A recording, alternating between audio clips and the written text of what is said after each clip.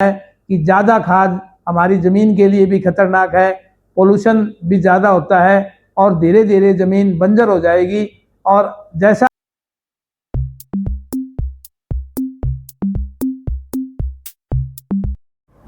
कृषि कैसे YouTube channel पर सभी किसान भाइयों का स्वागत है। अगर आप अपनी फसलों में यूरिया खाद का छिड़काव करते हैं तो अब जरा संभल कर कीजिए, क्योंकि सोनीपत कृषि विभाग द्वारा किए गए सर्वे के बाद जो रिपोर्ट सामने आई है वो चौंकाने वाली है।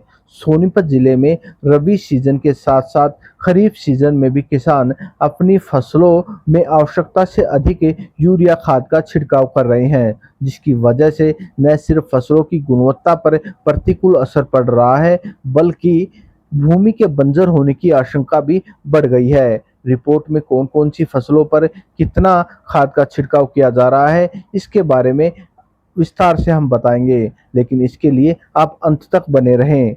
सबसे पहले बात करते हैं धान की फसल की। मौजूदा समय में खरीफ सीजन चल रहा है, किसानों ने धान की फसल उगाई है। सोनीपत जिले में धान की फसल में किसान प्रति एकड़ 180 किलो से 225 किलो तक धान का छिड़काव कर रहे हैं, जबकि आवश्यकता महज 135 किलो की ही है। वहीं बाजरे की बात करें तो बाजरे की फसल में भी किसानों द्वारा आवश्यकता से अधिक खाद का छिड़काव किया जा रहा है, जिसके कारण बाजरे की जो गुणवत्ता होती है वो भी प्रभावित हो रही है। बाजरे के बाद जब बात करते हैं तो कॉटन में एक ऐसी फसल है जो सर्वे रिपोर्ट के अनुसार राहत देने वाली है।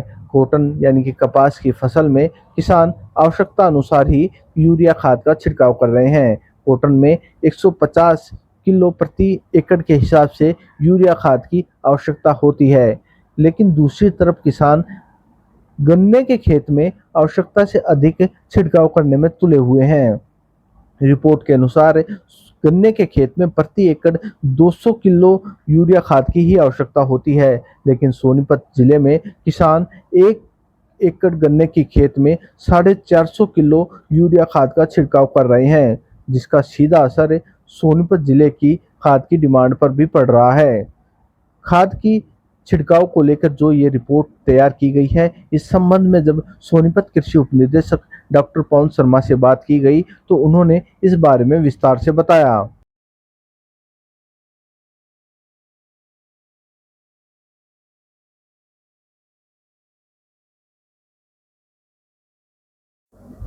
सर, विभाग द्वारा एक रिपोर्ट तैयार की गई है जिसमें आवश्यकता से अधिक किसान खाद का छिड़काव कर रहे हैं। क्या कुछ रिपोर्ट है और क्या इसका असर खेती पर पड़ रहा है?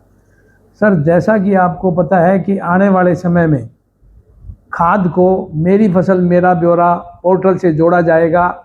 इसी कड़ी में हेडक्वार्टर से हमें लेटर प्राप्त हुआ है कि फार्मर की प्रैक्टिस क्या है और यूनिवर्सिटी की रिकमेंडेशन क्या है, ताकि उसी हिसाब से खाद का एक संतुलन बनाया जा सके। तो हमने ये रिपोर्ट भेजी है। जो हमारी गेहूं की रिकमेंडेशन है उसमें 3 बैग की रिकमेंडेशन है और ज़्यादातर किसान जिला सोनीपत में 4 से 5 कट्टे यूरिया डालते हैं। इसी तरह धान में 3 कट्टों की रिकमेंडेशन है और ज़्यादातर किसान 5 बैग यूरिया का प्रयोग कर रहे हैं।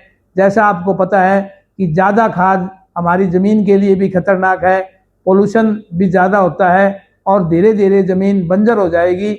और जैसा आपको पता है कि हमारे डिस्ट्रिक्ट सोनीपत के लिए जो खरीफ सीजन है उसमें 49,000 MT की डिमांड हमने हेडक्वार्टर पे लिखी थी और आज तक 52,982 MT यूरिया हमारे ज़िला सोनीपत में आ चुका है, जो कि पिछले साल के मुकाबले ज़्यादा है और हमारी रिक्वायरमेंट से डिमांड से भी ज़्यादा है।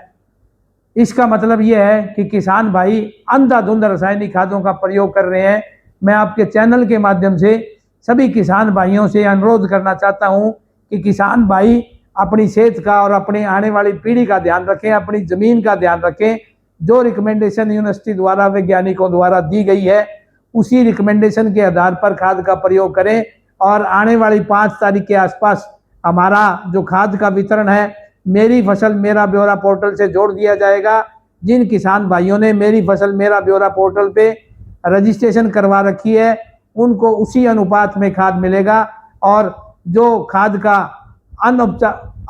उसमें यूज होता है, अनऑफिशियली यूज होता है या अन्य जगह यूज होता है, जहाँ बहुत से किसान भाई जो सब्जी के एरिए में हैं वो बहुत ज़्यादा खाद का प्रयोग कर रहे हैं। जैसे भिंडी में 1 एकड़ में 19 कट्टे यूरिया डाल रहे हैं, मक्का में 10 डाल रहे हैं, इसी तरह बैंगन की फसल में भी 7-8 कट्टे यूरिया का प्रयोग कर रहे हैं, जो कि हमारी सेहत के लिए बड़ा खतरनाक है। मैं किसान भाइयों से अनुरोध करूंगा कि सीमित मात्रा में, लिमिट मात्रा में खाद का प्रयोग करें। जिले में खाद की कोई कमी नहीं है। जो भी किसान भाई खाद लेने दुकान पे जाता है, वो खाद के साथ यदि कोई दुकानदार अन्य उत्पाद लगा कर देता है तो उसकी शिकायत कृषि विभाग में करें, ताकि डीलर के खिलाफ सख्त से सख्त कार्रवाई हो सके। सर, रासायनिक खाद का जो छिड़काव है वो कम हो सके, इसके लिए प्राकृतिक खेती को बढ़ावा दिया जा रहा है विभाग की तरफ से। तो प्राकृतिक खेती के प्रति किसानों को जागरूक करने के लिए क्या कुछ कदम उठाए जा रहे हैं? सर, इसी कड़ी में हमारे जो किसान भाई हैं अंधाधुंध रासायनिक खादों का प्रयोग कर रहे हैं।